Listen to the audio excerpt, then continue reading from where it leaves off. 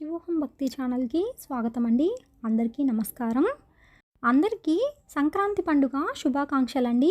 సంక్రాంతి పండుగ సందర్భంగా సంక్రాంతి పండుగ విశిష్టత గురించి, సంక్రాంతి పండుగ రోజు పాటించాల్సిన విధి విధానాలు, ముగ్గులు, గొబ్బెమ్మలు, గంగిరెద్దుల వారు, హరిదాసుల వారు, అలాగే తిలతర్పణం, గాలిపటాలు, సంక్రాంతి పండుగ రోజున చేయాల్సిన దానాల గురించి తెలుసుకుందామండి.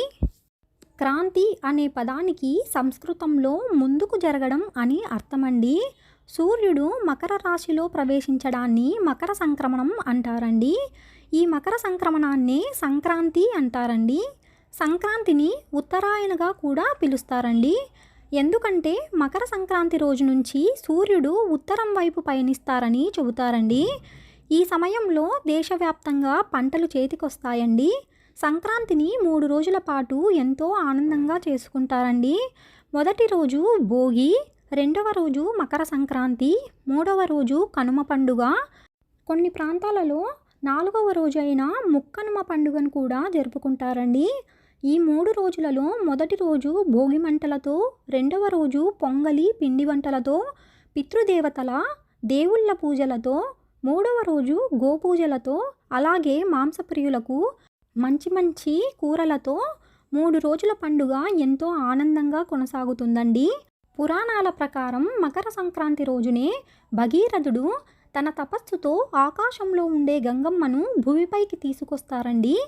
ఈ రోజున గంగానది భూమిపైకి వచ్చిందని, కాబట్టి ఈ పవిత్రమైన రోజున గంగానదిలో లేదా ప్రవహించే నీటిలో స్నానం చేస్తే పుణ్యఫలాలు పొందుతారండి. తమ పూర్వీకులకు తర్పణం సమర్పించేందుకు భగీరథ మహర్షి గంగమ్మను భూమిపైకి ఆహ్వానిస్తారండి. తన మనవిని అంగీకరించి మకర సంక్రాంతి పండుగ రోజున భూమిపైకి వస్తుందండి. అందుకే ఈ రోజున మకర సంక్రాంతి పండుగను జరుపుకుంటారండి.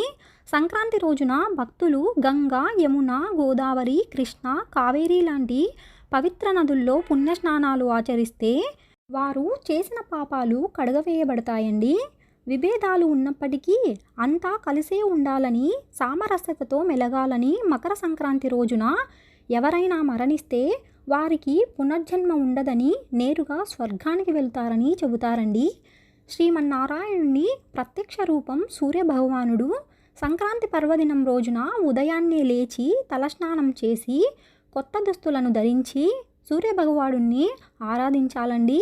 ఆ తర్వాత ఆదిత్య హృదయం, సూర్యాష్టకం పారాయణం చేయాలండి. ఇంట్లో ఉండే పెద్దవాళ్ళ ఆశీర్వాదం తీసుకోవాలండి. ఈరోజు సూర్యుడు సంక్రమణ జరిగే సమయంలో సత్యనారాయణ వ్రతం, సూర్యనారాయణ స్వామి వ్రతం చేస్తే పుణ్యం వస్తుందండి. అలాగే ఉదయం 7:30 నుండి 9 గంటల సమయంలో ఈ వ్రతాలను చేయడం వలన అన్ని శుభాలు కలిగి భక్తుల కోరికలు నెరవేరుతాయండి. కొత్తగా పెళ్లి చేసుకున్న వారు బొమ్మల నోము, సావిత్రి గౌరీ వ్రతం చేయాలండి. సంక్రాంతి పండుగ రోజున పాలు పొంగించి దానితో తీపి మిఠాయిలు తయారు చేయాలండి. ఈ రోజున పితృదేవతలకు తర్పణాలు వదలాలండి. ఈ మకర సంక్రమణానికి మాత్రం తప్పకుండా పితృతర్పణాలు ఇస్తారండి.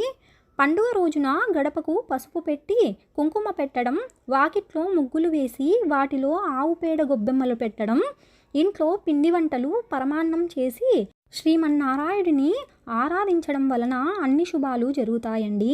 సంక్రాంతి రోజులలో మనం చూసే ఇంకో సుందర దృశ్యం గంగిరెద్దులను ఆడించే గంగిరెద్దుల వారండి. ముందు వెనుకల చెరో ప్రమదనుతో ఎత్తైన మూపురం శివలింగాకృతిని గుర్తు చేస్తూ శివునితో సహా తను సంక్రాంతి సంబరాలకు హాజరయ్యానని చెప్పే సంకేతమండి గంగిరెద్దు. ఆవు లేదా ఎద్దు ఇంటి ముందు ముగ్గులో నిలిచిందంటే ఆ నేల ధర్మబద్ధమైనదని అర్థమండి. జుగోప గోరూప ధరామి ఓర్విం. దీని అర్థం ఈ నేల ఆవుకి సంకేతం, ఆ నేల నుండి వచ్చిన పంటకు సంకేతం, ముంగిట నిలిచిన వృషభం. మీరు చేసే దానమంతా ధర్మబద్ధమేనంటూ దానిని మేము ఆమోదిస్తున్నామని ఇంటింటికి తిరుగుతారండి వృషభ సహిత శంకర పరివారం. సంక్రాంతి పండుగ రోజు ముఖ్యమైన వారు హరిదాసుల వారండి. హరిలో రంగ హరి అంటూ నడినెత్తిపై నుంచి నాసిక దాకా తిరుమణి పట్టెలతో కంచు గజ్జెలు గల్లు గల్లు మనగా చిందులు త్రొక్కుతూ చేతుల్లో చిరుతలు కొడుతూ తలపై రాగి అక్షయ పాత్ర కదలకుండా హరిదాసు ప్రత్యక్షమవుతారండి. గొబ్బిళ్లతో ఇంటి ముందరి భాగాన్ని అలంకరించి హరిని కీర్తించే భక్తులకు సాక్షాత్ శ్రీకృష్ణుడే హరిదాసు రూపంలో వస్తారని సంకేతమండి. ఆయన తల మీద నుంచి గుమ్మడికాయ ఆకారంలో గల పాత్ర గుండ్రముగా ఉండే భూమికి సంకేతం. దాన్ని తల మీద పెట్టుకొని ఉండడం శ్రీహరి అయిన తానే భూమిని ఉద్ధరిస్తున్నానని చెప్పేదానికి సంకేతమండి.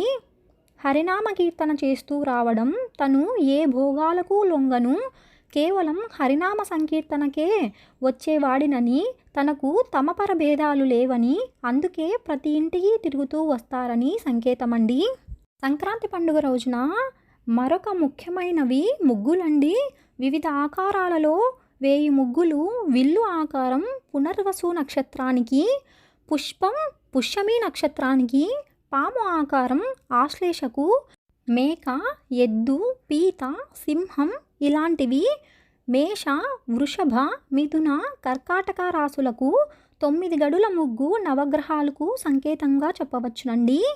పెద్ద వయసు స్త్రీలు ముగ్గులు పెడుతుంటే ఆడవారంతా చక్కగా ముగ్గులు పెట్టి ఆవు పేడతో చేసి పెట్టే గొబ్బెమ్మలు కృష్ణుని భక్తురాలైన గోపికలకు సంకేతమండి. ఈ ముద్దల తల మీద కనిపించే రంగుల పూల రేకులు, పసుపు కుంకుమలు ఆ గోపికలందరూ భర్తలు జీవించి ఉన్న పుణ్యస్త్రీలకు సంకేతమండి.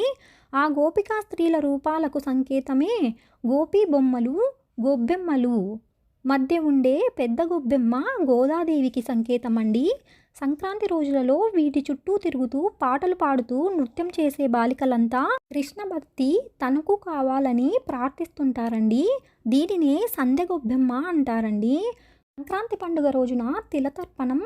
సంవత్సరంలో మిగిలిన రోజులలో నల్ల నువ్వులు వాడరండి. కానీ సంక్రాంతి పర్వదినాన మాత్రం నల్ల నువ్వులతో మరణించిన పితృదేవతలందరికీ తర్పణములు ఇవ్వడం ఎక్కువగా చేస్తుంటారండి. దీన్ని పెద్దలకు పెట్టుకోవడం అంటారండి. సంక్రాంతి పర్వదినాలలో వారి ఆచార సంప్రదాయాలను అనుసరించి ఈ కార్యక్రమము చేస్తుంటారండి. సంక్రాంతి పండుగ రోజున పిల్లలందరికీ చాలా ప్రత్యేకమైన గాలిపటాలను ఎగరవేయడం ప్రొద్దుటి నుండి సాయంత్రం వరకు గడుపుతారండి. పవిత్రమైన ఉత్తరాయణ పుణ్యకాలంలో మరణించిన వారు స్వర్గానికి వెళతారని సంక్రాంతితో ఉత్తరాయణం మొదలవుతుంది.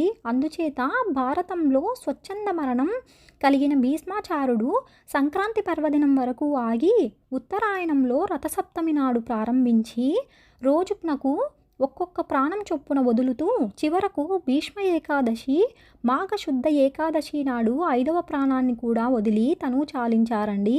పుష్యమాసంలో వైష్ణవ భక్తులు ధనుర్మాస వ్రతాన్ని ఆచరించి సంక్రాంతి పండుగ రోజున గోదా కళ్యాణం జరిపి తమ వ్రతాన్ని పరిసమాప్తి గావిస్తారండి. ఉత్తరాయణ పుణ్యకాలమైన సంక్రాంతి రోజున చేయు ఏ దానమైనా శ్రేష్టమైనదండి. ధాన్యం, ఫలాలు, విసనకర్ర, వస్త్రం, కాయగూరలు, దుంపలు, నువ్వులు, చెరుకు మొదలైనవి దానం చేయాలండి. ఇవి కాక ఈ కాలమందు చేయు గోదానం వలన స్వర్గవాసం కలుగుతుందండి. ఈ సమయంలో ప్రతి ఒక్కరూ తమ సామర్థ్యం మేరకు దాన ధర్మాలు చేయాలండి. ఇలా చేయడం వలన శుభ ఫలితాలుంటాయండి. మరికొందరు మకర సంక్రాంతి రోజున తమ పూర్వీకులకు ఆత్మశాంతి కోసం తమ సామర్థ్యం మేరకు దాన ధర్మాలు చేస్తారండి. స్త్రీలు పసుపు, కుంకుమ, నువ్వుల వంటలు, వస్త్రాలు, వెన్న ఇతరులకు ఇవ్వడం ద్వారా సకల సంపదలు పొందుతారండి. ఈ పర్వదినం నాడు భూదానం, సువర్ణదానం, వెండి దానం, అన్నదానం, పుస్తకదానం, బియ్యం, పప్పు, ఉప్పు, గుమ్మడికాయ వంటి నిత్యావసర వస్తువులను దానం చేయడం వలన అష్టైశ్వర్యాలు, భోగభాగ్యాలు ప్రాప్తిస్తాయండి. తెలుసుకున్నాం కదా అండి సంక్రాంతి విశిష్టత గురించి, సంక్రాంతి రోజున చేయవలసిన దానములు, ఇతరుల గురించి. మరొక వీడియోతో మళ్ళీ కలుసుకుందామండి. సెలవు మరి. స్వస్తి.